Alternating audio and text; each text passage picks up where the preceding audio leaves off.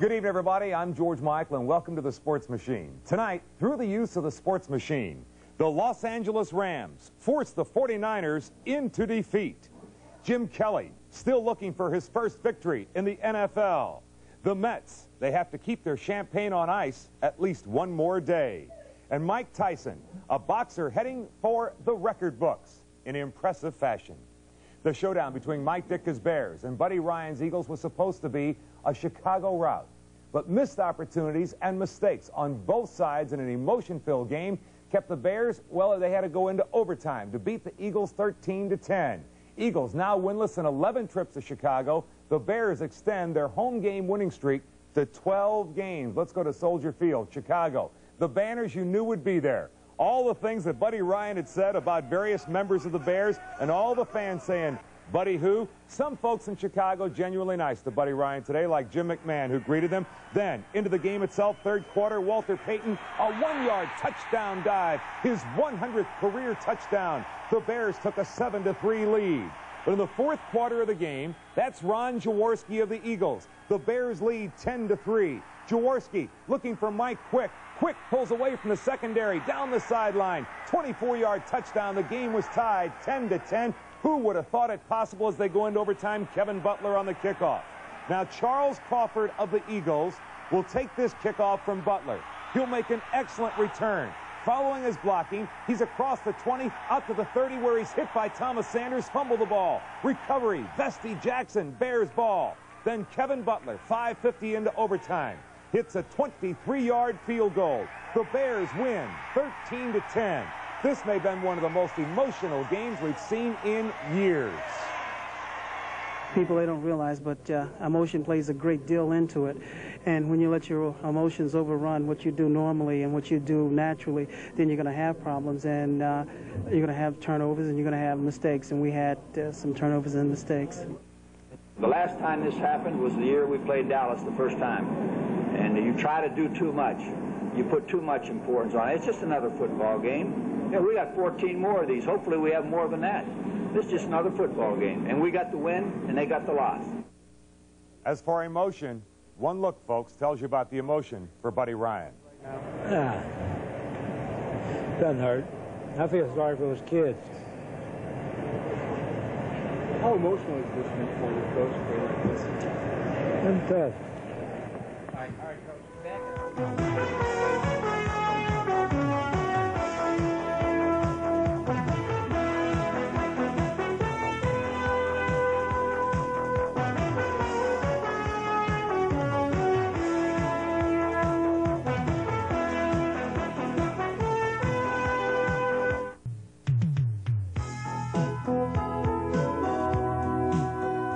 The Los Angeles Rams forced a pair of big San Francisco turnovers that cost the 49ers the game.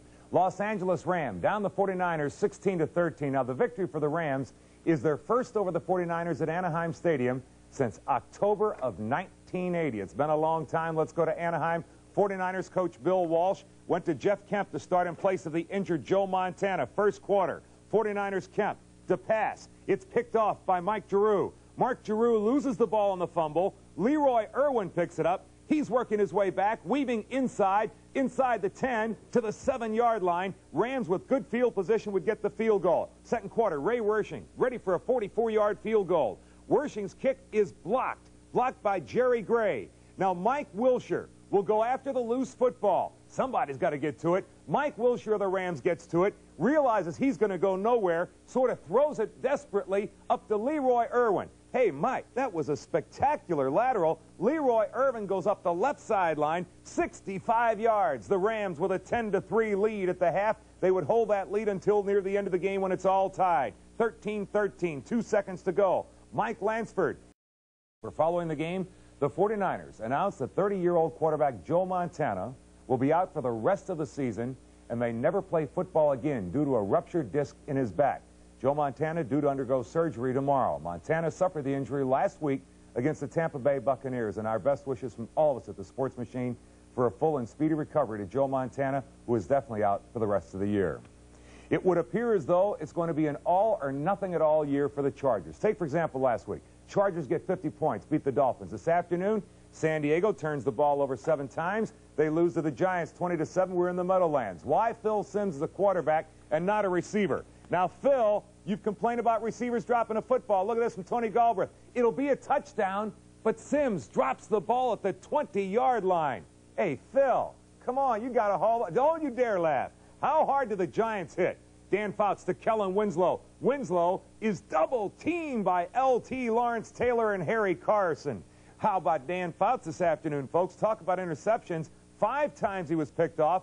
Throw off of Joyner and Winslow right to Kenny Hill. Hill picks the football up on his way. Now, when he gets hit from behind, coughs up the football, but it bounces right back to Kenny Hill. It was bouncing the Giants' way this afternoon. Just a couple of plays later, Phil Simms, DeLionel Manuel, 12-yard bullet right on target. That's all the Giants need as they down the Chargers 20-7. The optimism that was felt in Buffalo when Jim Kelly signed with the Bills is quickly turning into the pain of reality. Buffalo Bills fought off a 12-point halftime deficit only to lose to the Bengals 36-33 in overtime. Oh, Buffalo has now lost 18 in a row on the road. But you got to have heart when you've got guys like Jim Kelly. Watch this game. Let's go to Cincinnati. We're in the second quarter. The Bengals lead 7-3. Here comes Boomer Esiason to Eddie Brown. Now, Eddie Brown, after making the reception, knows how to put on some great fakes, fakes out the defenders, barrels his way into the end zone. A nice reverse spike. Do it for you, Eddie. 14-3 the Bengals. But in the third quarter, this is Jim Kelly with the Bills trailing 21-19. He'll go to Chris Burkett. Kelly with a strong arm. Burkett is wide open. He'll go 84 yards for the touchdown. Buffalo with a 26-21 victory, and everybody in Buffalo says, we're going to do it. But in the fourth quarter, with the Bills leading 26-23, Ricky Moore hit, fumbles the ball right out of the air into Pete Metzlar's hands. Touchdown. Now you know the Bills are going to win. It's 33-23. But with time running out, the Bengals trailed 33-26. Boomer Esiason on a great inside fake, a 3-yard bootleg to the left. That would tie the game. The Bengals would go on to win it 36-33, knocking off the Bills in overtime. Los Angeles Raiders lose their second game. It's the first time since 1964 that they have lost the first 2 games of the year. Marcus Allen rushed for 104 yards. That's the 11th straight 100-yard-plus day for Marcus. Redskins got some key plays set up by a tough defense. They knock off the Raiders 10-6. We're in the fourth quarter. The Skins trail 6-3. Jay Schrader, quarterback. Now he's going to a play for tight end Clint Didier. Didier, flying, beats the secondary. 60-yard pass play to the big tight end. Remember, he was the target for Neil Lomax out at Stanford years ago. 2 plays later, George Rogers behind some great blocking. Only touchdown of the day, a 3-yard TD. The Redskins down the Raiders 10-6 in a hard-fought battle. In the Silverdome, the Cowboys use the tandem of Tony Dorsett and Herschel Walker. Dorsett, 117 yards rushing. Oh, I want you to be the judge here. Is this a touchdown or not? Tony Dorsett, off tackle, breaking tackles, headed for the end zone. He goes 33 yards. Referee says, touchdown.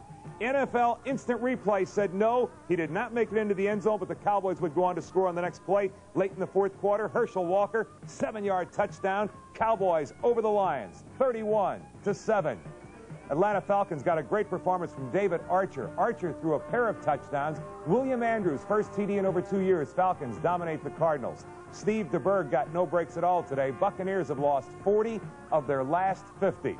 Steve DeBerg, first time that Tampa Bay has the football. Now his pass is right on the mark to James Wilder. Don't blame this one on DeBerg. Out of Wilder's hands, right into the hands of Chris Dolman. Dolman up the right sideline, gets beyond Steve DeBerg right there. All he has to do is cruise on into the end zone.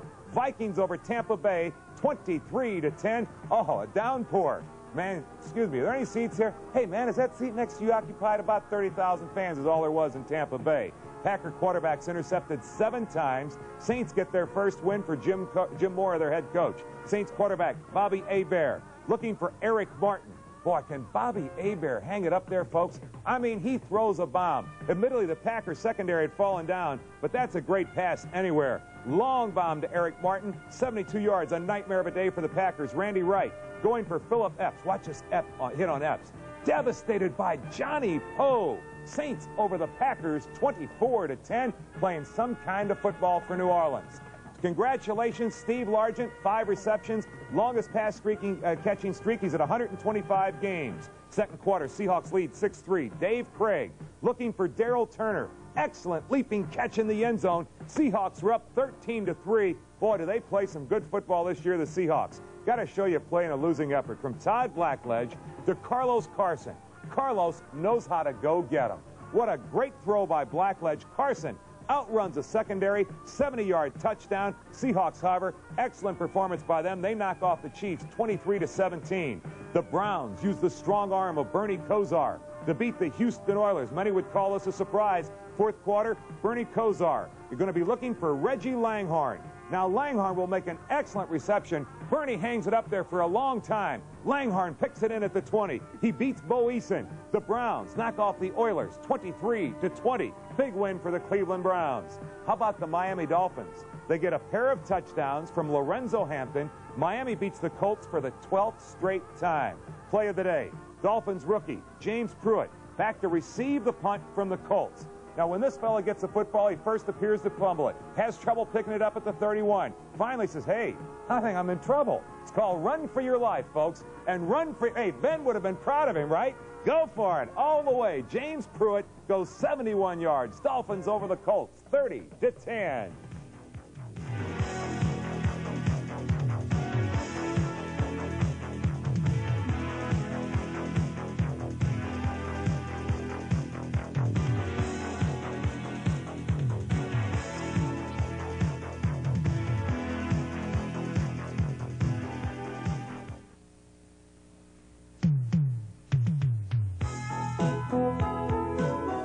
Welcome back to the Sports Machine, and thanks for staying up late tonight. National League divisional races. Padres edge the Western Division leading Astros 3-2.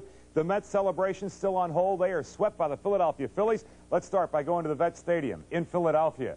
Now, this is a game where the Phillies were, well, it's supposed to be out of it, right? Bottom of the fourth, Phils lead 2-0. Pitcher Kevin Gross, fly ball to deep left. Danny Heat never appeared to really get a beat on it. It drops in. Ron Renicky comes in to score. Behind him comes Steve Jeltz. On his way to third is Gross. The throw to third, head first slide, safe with a triple for the pitcher.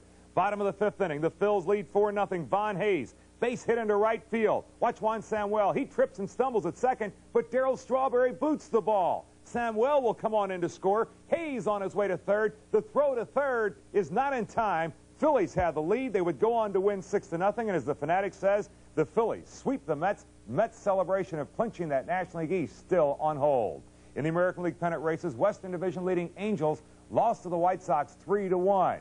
Also this afternoon, the Rangers lose 7-6. And in the East, how about the Yankees? They moved to within 9 games of the Red Sox. 19 games remain for both teams. The Red Sox fall this afternoon. Now, how bright was the sun in New York?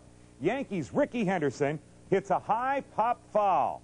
Over to get it. Where's Rich Gedman going? The ball's not there. Al Nipper, the catcher, comes off the mound to make the catch. Look at Gedman. He says, man, I never saw that son of a gun. He says, hey, Al, that was a good play. Thanks for coming in. You covered you did a good job of covering for me.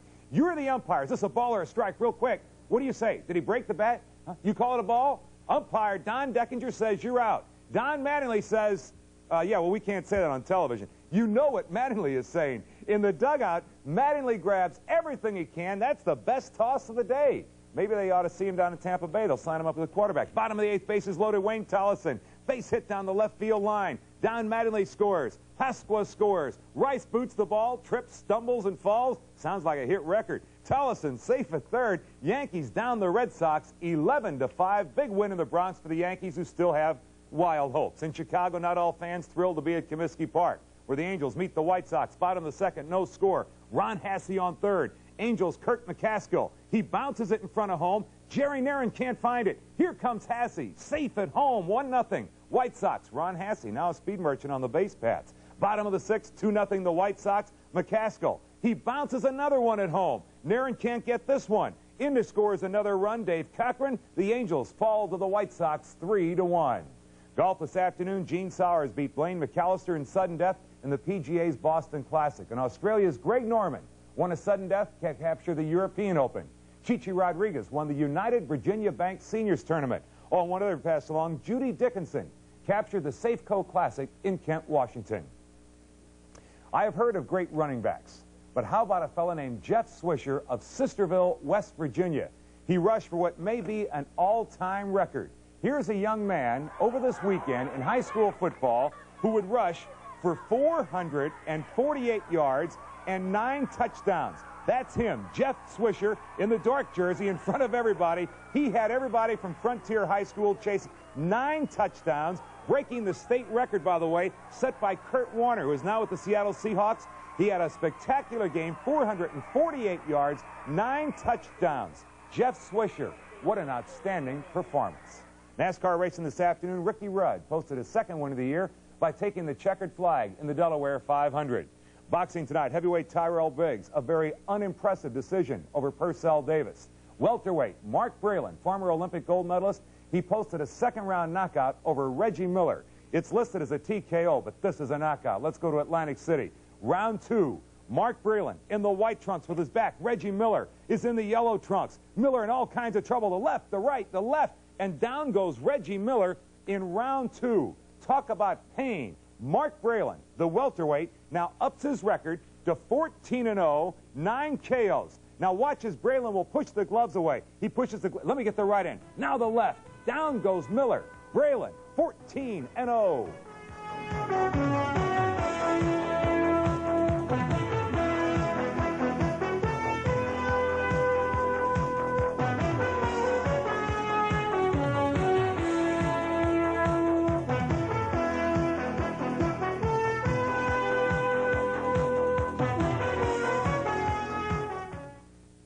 Record, 25 by knockout. Mike Tyson will now face the greatest challenge of his short career when he meets Trevor Berbick on November 22nd for the WBC heavyweight title. If Tyson should win, he would become the youngest heavyweight champion ever. To meet this man, let's go ringside. Mike Tyson.